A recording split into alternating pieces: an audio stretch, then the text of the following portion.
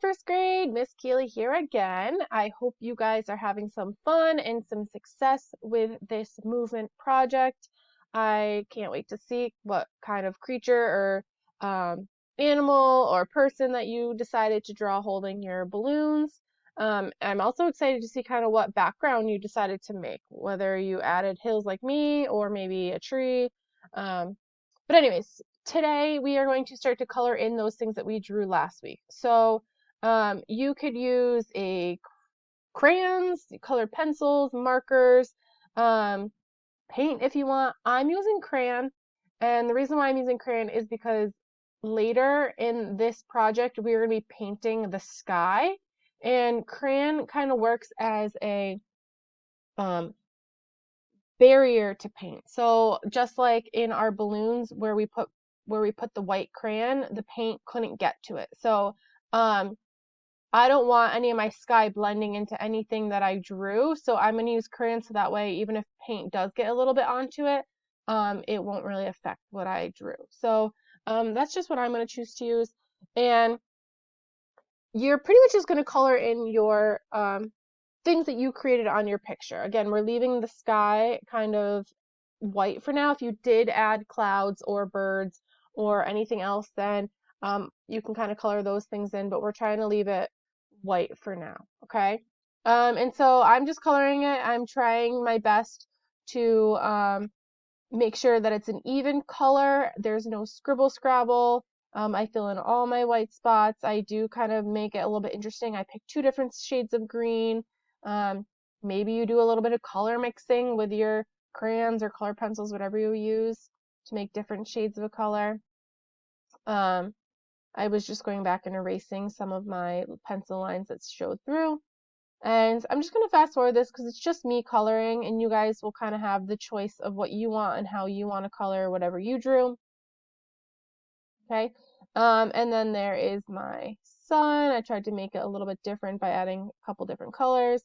And so then the next step, let me pull up the next step of our video. So your project looks like this. You want to pick about 4 different colors. This is going to be for the wind of our picture. So I was trying to pick colors that kind of reminded me of wind.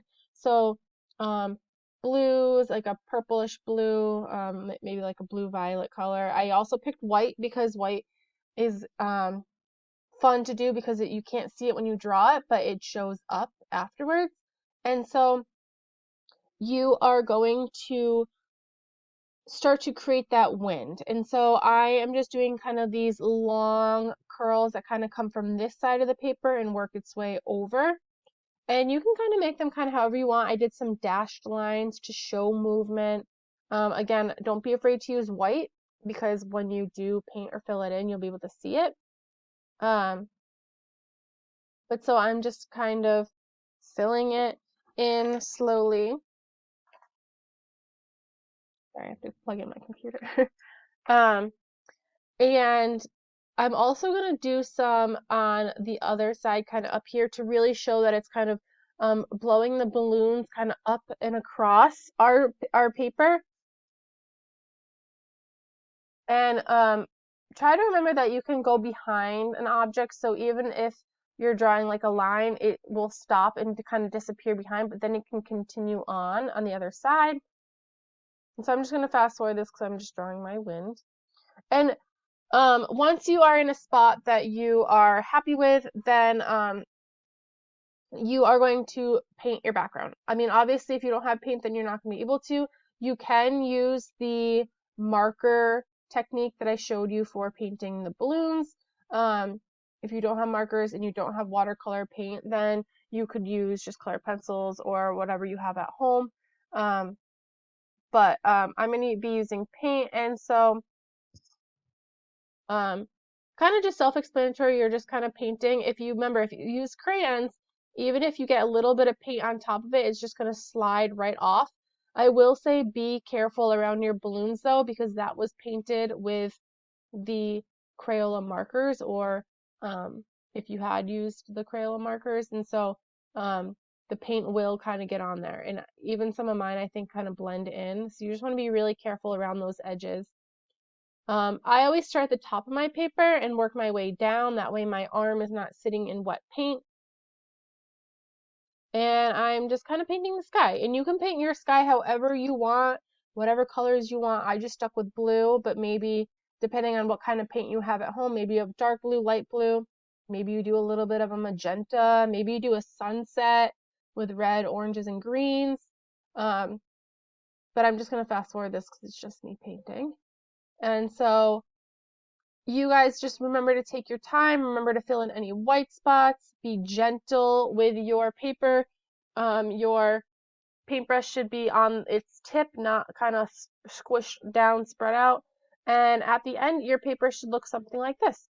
So we kind of have that movement from whatever you drew kind of being lifted up a little bit off the ground by the wind and the balloons kind of carrying it across your paper. And it gives the illusion that it's moving, okay? So that was the whole focus for this project, okay?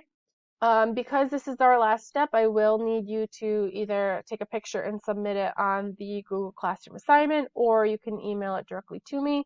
And I'm very excited to see how they came out and what you guys chose to do, because this is kind of a more you choose type project. So yeah, I can't wait to see them.